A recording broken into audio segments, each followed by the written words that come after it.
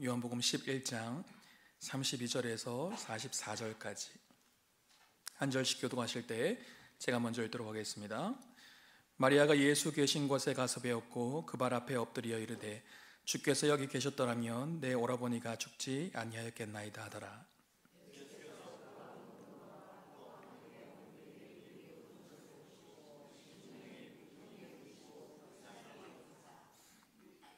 이르시되 그를 어디 두었느냐 이르되 주여 와서 보옵소서 하니 이에 유대인들이 말하되 보라 그를 얼마나 사랑하셨는가 하며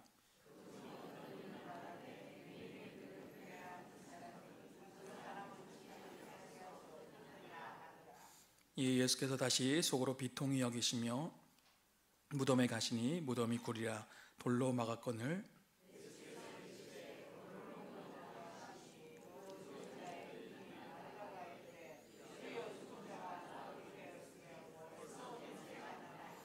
예수께서 이르시되 내 말이 내가 믿으면 하나님의 영광을 보리라 하지 아니하였느냐 하시니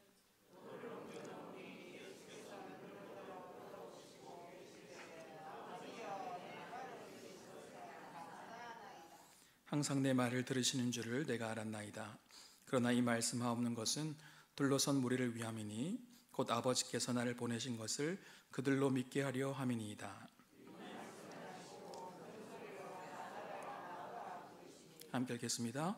죽은 자가 수족을 배로 동인 채로 나오는데 그 얼굴은 수건에 쌓였더라. 예수께서 이르시되 풀어놓아 다니게 하라 하시니라. 아멘.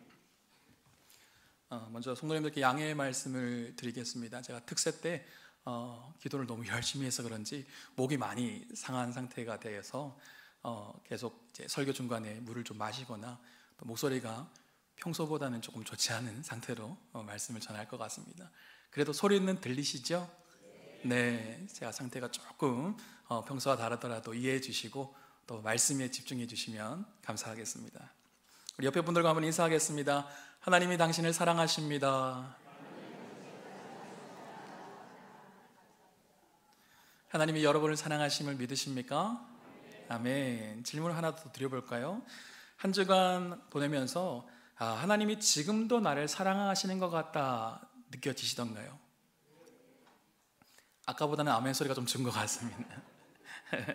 하나님이 우리를 사랑하시는 것은 알겠는데 지금의 내 현실 속에서 그 사랑을 잘 느끼지 못하겠다, 그렇게 느껴지는 때도 있습니다. 보통 언제 그렇게 느껴지는가요? 내 삶에 어려운 문제들이 찾아오거나 힘든 일들이 생기게 되면 하나님께 초점을 맞추기보다는 내 상황 또 내 감정에 초점을 맞추기 때문에 하나님의 마음을 잘 느끼지 못할 때도 있습니다. 이 땅을 살다 보면 고난은 다 찾아오게 되어 있습니다. 지금껏 목회하면서 참 많은 가정들을 신방해 왔는데요, 항상 발견하게 되는 것은 문제 없는 가정은 없다는 것입니다. 어려움 없는 가정은 없다는 거예요. 아이들부터 작년에 이렇게까지 상담도 참 많이 해보았는데요, 고민 없는 사람은 거의 없더라고요. 가끔 고민 없는 사람이 있기는 한데요, 알고 보니 그 주변 사람들이 고민이 많더라고요. 사진 한번 보여주시겠습니까? 올해 2월에 글로벌 직업체험 테마파크 키자니아 부산에서 불경지역 예비 초등학교 1학년부터 6학년까지 대상으로 설문조사를 한 건데요, 아마 잘 안 보이실 것 같아요.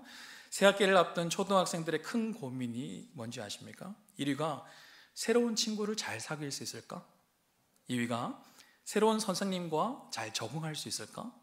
3위가 늘어난 공부량에 적응할 수 있을까? 였습니다. 초등학생들도 고민이 참 많습니다. 어떤 초등학생은 부모님이 공부를 너무 많이 시키니까 이런 얘기를 하더라고요. 인생 살기 참 힘들다. 초등학생 입에서 나온 말이었습니다. 직접 표현은 안 하지만 아마 여러분의 자녀, 여러분의 손주의 이야기일 수도 있습니다. 아기는 힘든 게 없을까요? 배고픈데 엄마가 맘마 안 주면 배고프다고 엉엉 울기 시작하죠. 먹고 살기 위해 몸부림치는 거예요. 똥 싸면 찝찝해 죽겠다고 또 엉엉 울어요. 아기가 왜 우는 것입니까? 힘들다는 표현이죠. 그런데 힘들 때 자기 힘으로 해결할 수 있으면 울까요? 안 울까요? 울지 않아요. 우리 삶 가운데 문제가 생겼습니다.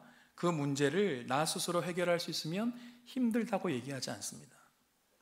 사람을 통해 상처를 받았어요. 나 스스로 치유할 수 있으면 아프지 않아요. 울지 않습니다. 질병이 찾아오면 왜 그렇게 힘듭니까? 내가 조금 노력한다고 빨리 낫지 않기 때문에 힘들어요. 때로는 현재 의학으로 쉽게 해결할 수 없기에 더 절망스러운 것 아니겠습니까? 남녀노소를 통틀어서 힘들지 않은 사람은 없습니다. 그 말은 곧 모든 사람들은 내가 해결할 수 없는 문제에 직면할 때가 있다는 것입니다. 내가 원치 않음에도 어려움이 불쑥 찾아와서 나를 당황스럽게 만들기도 합니다. 감당할 수 없는 문제로 인해서 영적으로 무너지기도 하고 육적으로 쓰러지기도 합니다. 이때 우리는 어떻게 반응해야 할까요? 보통 고난이 찾아오면 일반적인 사람들은 크게 두 가지 반응을 하는 것을 볼 수 있습니다.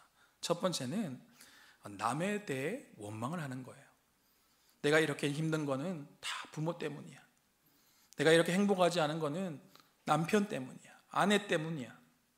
내가 이렇게 고통스러운 거는 누구누구 때문이야 라고 모든 원망을 남에게 돌리는 것입니다. 이것이 인간의 본성 중에 하나예요. 힘들면 자기 자신을 돌아보기보다는 남을 탓하는 것입니다. 자신은 문제가 없는데 주변 사람들이 잘못하여 내가 이 지경이 되었다라는 생각을 하게 되는 것이죠. 이스라엘 백성들도 출애굽 이후에 광야에서 힘든 시간들을 보낼 때 끊임없이 지도자인 모세와 하나님을 원망하였어요. 혹시 주변에 자꾸 남을 탓하는 사람이 있으신가요? 굉장히 힘들다는 표시이니 그분을 위해 기도해 주시기 바랍니다. 고난이 찾아오면 또 어떻게 반응합니까? 때론 남이 아니라 자기 자신을 탓하게 돼요. 자신을 정죄하는 것입니다. 나 때문에 우리 자녀들이 저렇게 됐어. 나 때문에 우리 가정에 문제가 생겼어. 나 때문에 우리 공동체가 힘들어졌어. 이와 같이 모든 화살을 자기 자신에게 쏘는 것입니다. 지금 일어나고 있는 일들이, 지금 당하고 있는 어려운 문제들이 다 자기 때문이라는 생각 때문에 견딜 수가 없는 거예요. 그래서 자존감이 무너져 내립니다. 때론 나 같은 사람은 살 필요가 없다는 극단적인 생각을 하기도 합니다. 하지만 이러한 생각은 다 사단이 주는 생각이에요. 거짓의 아비인 사단의 영이 우리 안에 파고들 때 이러한 생각에 사로잡히게 되는 것입니다. 하나님이 때때로 우리에게 고난을 허용하실 때가 있어요. 그런데 사단은 그때를 틈타 우리의 마음이 무너지게 만드는 것이죠. 하나님의 마음을 잃어버리게 하고 하나님을 떠나게 만듭니다. 하나님을 원망하고 주변 사람들을 원망하게 만들어요. 하나님을 사랑하지 못하게 하고 또 자기 자신도 사랑하지 못하게 만듭니다. 그렇다면 우리 인생 가운데 감당할 수 없는 어려움이 찾아왔을 때 우리는 어떻게 반응해야 될까요? 어떻게 그 사건을 받아들여야 할까요? 오늘 우리가 다 읽지는 않았지만 요한복음 11장에 보면 죽을 병에 걸린 나사로가 나옵니다. 그리고 그 누인 마르다와 마리아가 나와요. 이들과 예수님은 이 친밀한 관계였던 것 같습니다. 오늘 11장 5절 말씀을 보면 이렇게 얘기하고 있어요. 읽어볼까요?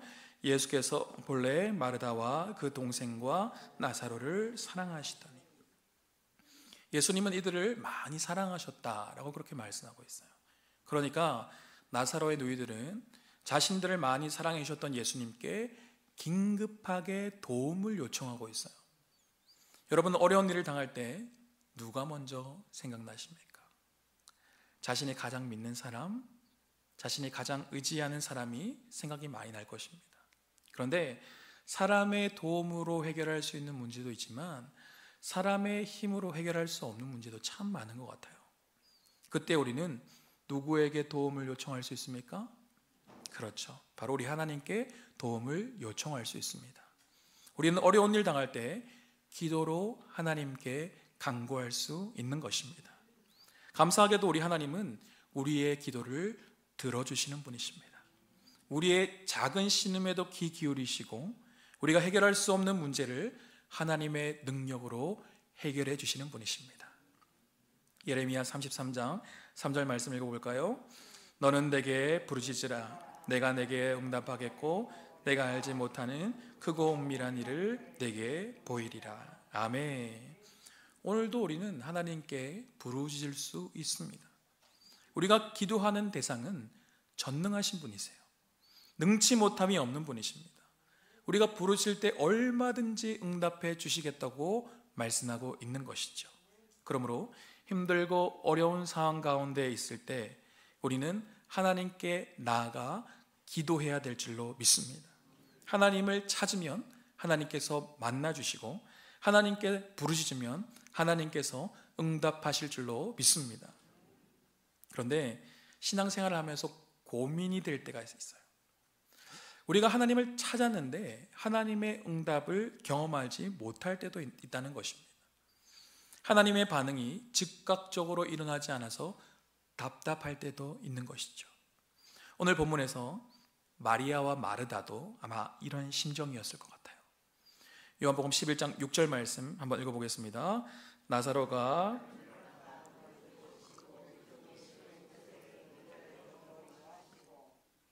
마리아와 마르다는 지금 오빠가 죽어가는 상황이라 한시라도 빨리 예수님이 와주셨으면 좋겠다 생각했을 거예요. 오빠가 죽기 전에 예수님이 오셔서 치유해 주시기를 간절히 바랬을 것입니다. 그런데 예수님은 그 모든 상황을 이미 알고 계셨음에도 불구하고 바로 가지 않으셨어요. 긴급한 요청을 받았음에도 불구하고 이틀이라는 시간을 더 머무셨다는 것입니다. 이때가 신앙생활하면서 참 힘든 때예요. 너무 중요한 문제로 하나님께 기도하는데 응답이 없는 것입니다. 지금 내 가족이 죽어가고 있고 내가 사랑하는 사람이 고통 가운데 있어서 간절히 기도하고 있는데 아무런 반응이 없는 것 같다 느껴질 때가 있는 것입니다. 마리아와 마르다도 얼마나 답답했을까요? 얼마나 속상했을까요? 빨리 오지 않는 예수님이 얼마나 야속하게 느껴졌을까요? 아마 이 자리에도 마리아와 마르다의 심정으로 앉아있는 분도 있을 수 있습니다. 건강의 문제로, 진로의 문제로, 재정의 문제로, 또 오랫동안 관계의 문제로 기도하고 있는데 문제가 해결되지 않아서 한숨과 눈물로 하루하루를 보내고 있는 분도 있을 것입니다. 너무 힘든 상황 속에서 남을 탓하기도 하고 때로는 자기 자신을 탓하는 가운데 있는 분도 있을 거예요. 내가 원하는 일이 내가 원하는 때 왜 그리도 이루어지지 않을까요? 기도하다 너무 답답해서 하나님 제발 제가 원하는 것 좀 들어주시면 안 돼요 한탄하듯 부르짖을 때도 있지 않습니까? 예수님이 지체하신 것 같을 때 그때도 주님을 신뢰할 수 있는 사람은 정말 믿음이 대단한 사람입니다. 하지만 많은 경우에 이럴 때 신앙인들은 믿음이 무너져 내려요. 하나님을 멀리하게 됩니다. 고급 용어로 하나님께 삐지는 거예요. 하나님도 내가 원하는 것 안 들어주셨으니 나도 내 마음대로 살 겁니다. 하나님도 응답 안 해주셨으니 나도 교회에 더 이상 헌신 안 할 거예요. 토라져 버리게 되는 것이죠. 어린아이들 예를 한번 들어볼까요? 아이가 밤중에 갑자기 과자를 사달라고 해요. 보통 엄마들은 어떻게 반응합니까? 우리 아이가 이렇게 밤에 과자를 먹고 싶어 하니 당장 엄마가 마트 가서 과자 사올게 라고 그렇게 반응하는가요? 아마 대부분 안 돼! 짧고 굵게 얘기하거나, 좀 부드러운 엄마는 밤이라서 과자 먹는 거는 건강에 많이 좋지 않을 것 같아, 우리 내일 과자 사러 같이 갈까? 회유를 하는 경우도 있을 거예요. 그러면 아이들 반응이 어떻습니까? 어머님께서 나를 이렇게까지 생각해 주시니 제가 지금은 꼭 참고 내일 과자 사달라고 다시 말씀드리겠습니다. 이렇게 대답한 아이가 있을까요? 아마 대부분 계속 과자를 사달라고 칭얼댈 거예요. 엄마도 강경하게 계속 안 사주겠다고 하면 아이도 결국 폭발하여 나도 내 마음대로 할 거야 하고 이불 속으로 들어가거나 자기 방으로 횡하니 들어가 버릴 수도 있을 것입니다. 영적으로 어린 사람들도 이와 같을 수 있어요. 하나님께서 조금 더 기다려라 라고 말씀하시는데 우리는 당장 내가 원하는 것을 들어주지 않으니 속상한 거예요. 화가 나는 것입니다. 마음이 아파요. 그래서 하나님과 담을 쌓을 때가 있습니다. 하나님과 멀어져서 내가 원하는 대로 살려고 할 때가 있어요. 오늘 본문에서 예수님이 왜 그렇게 반응하셨는지 너무 궁금하지 않습니까? 예수님이 대놓고 사랑하시는 자들이라까지 말씀하셨어요. 그토록 사랑하시면 그들이 필요할 때 당장 찾아가셔야 되는 것 아닌가요? 당장 가서 오라버니의 병을 고쳐주셔야 되는 것 아닙니까? 그들의 아픔과 고통을 덜어주셔야 되는 거 아닌가요? 하지만 예수님은 그렇게 하지 않으셨다는 거예요. 그리고 예수님이 지체하신 동안 나사로는 결국 죽게 되었습니다. 마리아와 마르다에게 절망이 찾아왔을 것입니다. 이제는 다 끝났다 생각이 들었을 거예요. 예수님이 그곳에 도착했을 때는 나사로가 무덤에 있은 지 이미 나흘이 되었다라고 말씀하고 있습니다. 더 이상 희망이 없는 상태를 말하고 있습니다. 절망이 찾아왔을 때 우리는 하나님이 더 이상 나를 사랑하지 않는 것 같다 느낍니다. 기도에 응답이 없을 때 우리는 하나님이 더 이상 나와 함께 하지 않는 것 같다라고 느껴져요. 하지만 그렇지 않습니다. 예수님이 이틀이라는 시간을 더 유하셨고 결국 나사로가 죽은 이후에 도착하셨지만 예수님은 변함없이 그들을 사랑하고 계셨어요. 무엇을 통해 알 수 있습니까? 첫 번째는요, 예수님께서 나사로에게 찾아가셨다는 거예요. 예수님은 우리가 알 수 없는 이유로 계시던 곳에 이틀간 더 머무셨습니다. 그리고 그 기간 동안 나사로가 이미 죽은 것을 알고 계셨어요. 그럼에도 불구하고 예수님은 나사로를 찾아가신 것입니다. 사람은 너무 힘들면 포기할 수 있습니다. 너무 지치면 다 손에 놓을 수가 있어요. 하지만 우리 주님은 포기하지 않으십니다. 우리 주님은 우리의 손을 놓지 않으시는 분이세요. 예수님이 나사로가 있는 곳으로 가는 것은 결코 쉬운 일이 아니었습니다. 예수님이 제자들에게 나사로가 있는 유대로 다시 가자라고 하셨을 때 제자들의 말을 들어보면 그 이유를 알 수 있습니다. 요한복음 11장 8절 말씀을 같이 한번 읽어볼까요? 제자들이 말하되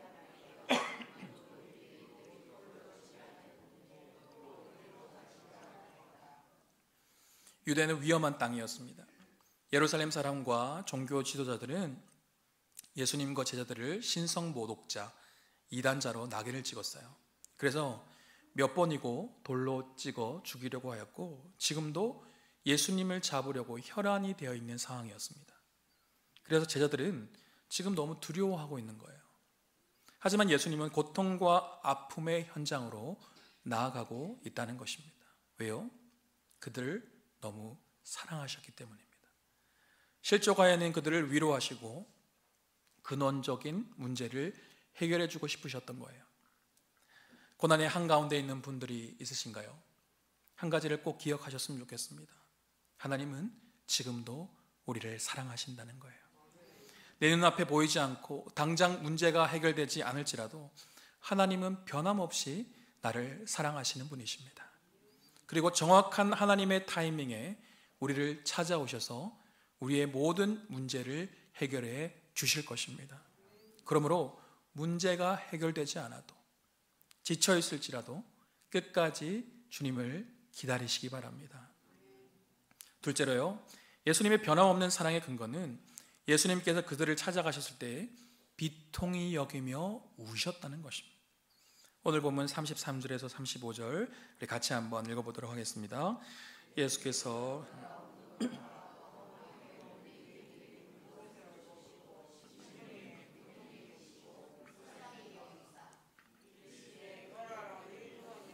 이르되 주여 와서 보옵소서 하니 예수께서 눈물을 흘리시더라. 아멘. 예수님은 나사로의 죽음 앞에 함께 슬피 울고 있는 마리아와 또 유대인들을 보면서 비통히 여기면서 눈물을 흘리셨습니다. 우리 주님은 하나님과 동등하신 분이시지만 우리를 구원하시기 위해 인간의 몸으로 이 땅에 오신 분이십니다. 우리와 동일하게 인성을 가지신 분이세요. 십자가의 길을 걸으시며 수많은 고초와 핍박 속에 친히 고통을 당하신 분이십니다. 그 주님이시기에 지금도 아픔과 고통 속에 살아가고 있는 자신의 백성들을 바라보며 함께 아파하신다는 것입니다. 그들을 불쌍히 여겨 주신다는 거예요. 예수님의 눈물 속에는 그들을 향한 사랑이 담겨져 있습니다. 죄로 말미암아 이 땅 가운데 죽을 수밖에 없는 인생들, 죄로 말미암아 고통과 아픔과 깨어짐을 경험할 수밖에 없는 인생들을 향한 안타까움의 눈물을 흘리신 것입니다. 지금도 갑작스레 질병이 찾아오고 좋은 관계가 깨어지고 재정의 어려움이 찾아오고 수많은 고난과 문제 속에 고통을 호소하고 있는 사람들이 얼마나 많습니까? 오늘도 고통의 한가운데서 주님을 바라볼 때 주님께서 함께 아파하시며 우리의 심령을 위로해 주실 줄로 믿습니다. 우리 가운데 어떠한 아픔과 상처가 있을지라도 주님의 눈물이 우리의 심령을 적실 때 놀라운 치유와 회복의 역사가 일어날 수 있는 것입니다. 완전하신 주님 앞에 모든 것을 내려놓을 때 참된 안식과 평안이 우리 가운데 임할 수 있는 거예요. 고통 가운데 찾아오셔서 우리를 위로해 주시는 것만으로도 감사한데 주님의 위로는 위로로 끝나지 않으시고 우리의 문제의 근원을 해결해 주세요. 예수님은 지금 문제의 현장인 무덤가로 가셨습니다. 그리고 나사로를 다시 살려주셨어요. 요한복음 11장 43절과 44절 같이 읽어보겠습니다.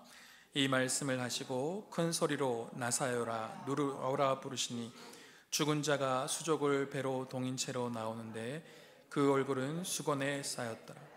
예수께서 이르시되 풀어놓아 다니게 하라 하시니라. 아멘. 예수님은 말씀으로 죽은 나사로를 다시 살리셨습니다.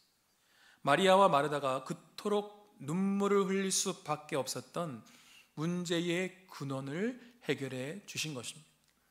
예수님께 간구했던 일이 절망의 긴 터널을 거쳐서 드디어 응답이 되는 순간이죠. 그렇다면 예수님은 왜 그들의 간구에 바로 응답해 주지 않으셨을까요? 예수님이 이 사건을 통해서 우리에게 원하시는 그 깨달음은 무엇일까요? 첫째로 주님의 응답을 경험하려면 모든 것을 주님께 맡겨야 된다는 것입니다. 예수님은 사랑하는 나사로가 병들었다는 소식을 듣고도 이틀을 더 머무시고 나사로를 찾아오셨어요. 그리고 결국 나사로는 죽게 되었습니다. 이는 인간으로서 더 이상 어찌할 수 없는 상태가 되어버린 것입니다. 죽음은 인간의 능력으로 어찌할 수 없는 문제입니다. 죽음을 이길 수 있는 사람은 없어요. 이 죽음의 문제를 해결할 수 있는 사람은 이 세상에 아무도 없습니다. 예수님은 우리가 아무것도 할 수 없다는 것을 깨닫는 그때까지 기다리시는 거예요. 나의 힘으로 그 문제를 해결할 수 없음을 깨닫고 전적으로 하나님을 의지하는 단계까지 나올 수 있도록 모든 환경을 주관하시는 것입니다. 지금 내가 짊어지고 있는 문제들이 있을 겁니다. 아마 내가 해결하려고 몸부림치고 있는 부분도 있을 거예요.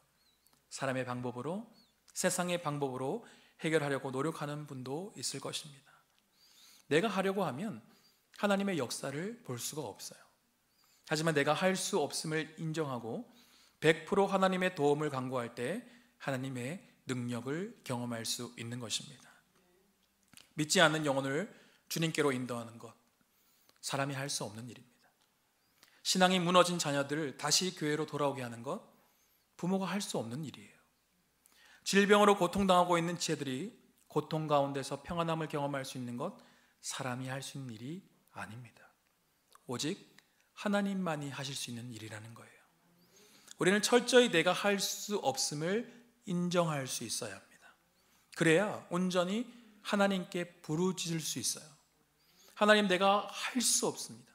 하나님 도와주십시오. 하나님만이 이 문제를 해결하실 수 있습니다. 은혜를 허락하여 주시옵소서.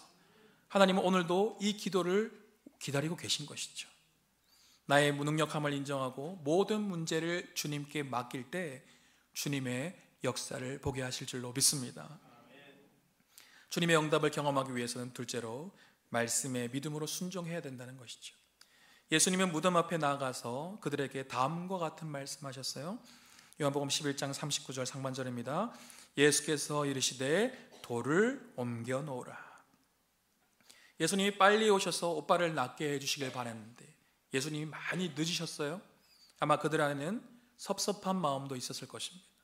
오빠의 죽음 앞에 너무 슬픈 가운데 있는데 무덤 앞에서 돌을 옮겨놓으라 황당한 말씀까지 하세요. 이에 마르다가 어떻게 반응하였습니까? 요한복음 11장 39절 같이 읽어볼까요? 그 죽은 자의 누이 마르다가 이르되 주여 죽은 지가 나흘이 되었으니 벌써 냄새가 나나이다. 지금 죽은 지가 나흘이 넘었다는 것입니다. 다 끝났다는 거예요. 더 이상 회복될 수 없다는 것입니다. 더 이상 소망이 없다 느껴지는 순간에 예수님은 이해할 수 없는 말씀을 하시는 거예요. 여러분이 그 자리에 있었다면 어떻게 반응하시겠습니까? 돌을 옮겨 놓으실 것 같으세요? 아니면 예수님을 향해서 예수님 다 끝났잖아요. 더 이상 오빠는 살 수 없어요. 그러니까 예수님 좀 일찍 오시지 그랬어요. 절망적인 어조로 예수님을 원망하지는 않았을까요? 예수님께서 돌을 옮겨 놓으라는 말씀은 어떤 의미일까요? 이 말씀은 너희가 정말 내가 이 일을 할 줄 믿느냐 물으시는 것이죠. 우리는 기도를 하면서도 믿음 없이 기도할 때가 있습니다. 이것까지도 응답해 주실 수 있을까? 의심하며 기도할 때가 있어요. 그래서 기도하면서도 자꾸 내가 뭔가를 하려고 해요. 하나님은 우리에게 100%의 믿음을 원하십니다. 하나님은 우리의 믿음을 보고 일하세요. 하나님 우리가 믿음으로 순종할 때 역사하십니다. 하나님의 말씀에 믿음으로 순종해 보십시오. 하나님의 위대하심을 경험하게 하실 줄 믿습니다. 의심하며 대답하는 마르다에게 예수님은 이렇게 말씀하세요. 요한복음 11장 40절 읽어볼까요? 예수께서 이르시되 내 말이 내가 믿으면 하나님의 영광을 보리라 하지 아니하였느냐 하시니. 아멘. 이 말씀은 오늘 본문에서 핵심적인 말씀이에요. 예수님은 자신의 말을 믿고 행하면 하나님의 영광을 보게 될 것이다 라고 말씀하고 있습니다. 가만히 있는다고 하나님의 영광을 볼 수 있는 게 아니에요. 기도만 한다고 하나님의 능력을 체험할 수 있는 게 아닙니다. 기도했다면 믿음으로 순종의 자리까지 나아가야 된다는 것이죠. 그 믿음의 순종 이후에 우리의 문제가 풀려지는 역사를 경험하게 될 것입니다. 하나님의 능력으로 문제에서 건진받는 은혜를 경험하게 될 거예요. 말씀을 마무리하겠습니다. 우리 삶 가운데 무수히 많은 문제들이 있어요. 그 문제들로 인해서 우리는 낙심하고 좌절할 때가 있습니다. 내가 해결할 수 없는 문제 앞에 절망할 때가 있어요. 하나님이 나를 사랑하신다고 하시면서 왜 이런 고난을 주시는지, 왜 이런 아픔을 주시는지 이해할 수 없을 때가 있습니다. 나는 예배 열심히 드리고 봉사도 열심히 하고 있는데 왜 이런 어려움을 주시는지 도저히 납득할 수 없다라고 생각이 들 때가 있어요. 그때 우리는 어떻게 받아들여야 할까요? 마리아와 마르다가 죽어가는 오빠를 살리기 위해 예수님께 사람을 보냈어요. 그리고 예수님이 사랑하시는 나사로가 병들었다고 빨리 와주시기를 간구했습니다. 이때 예수님이 뭐라고 말씀하셨는지 아십니까? 너무 중요한 말씀인데요. 우리 같이 한번 읽어볼까요? 예수께서 들으시고 이르시되 이 병은 죽을 병이 아니라 하나님의 영광을 위함이요 하나님의 아들이 이로 말미암아 영광을 받게 하려 함이라 하시더라. 아멘. 예수님은 이 가정에 찾아온 아픔이 하나님의 영광을 위한 일임을 이미 말씀해 주셨어요. 사랑하는 이들이 고통받는 것이 즐거워서 고난을 허락하신 것이 아닙니다. 그들이 슬피 우는 것이 기뻐서 이틀이나 더 있다가 나사로가 죽고 난 이후에 찾아갔던 게 아니에요. 이 모든 일들을 통해 하나님의 영광이 드러나기를 원하셨다는 것입니다. 예수님께서 죽은 자도 살리시는 분이심을 사람들에게 보여주시기를 원하셨던 것이죠. 부활이요 생명 되신 예수님을 그들이 만나기를 원하셨던 것입니다. 지금의 고난이 여러분 탓이 아니에요. 그리고 주변 사람 탓도 아닙니다. 이 모든 것이 하나님의 영광을 드러내는 도구라는 것이죠. 그러므로 고난이 찾아왔을 때 그 고난만을 바라보지 마십시오. 고난을 허락하신 하나님을 바라보십시오.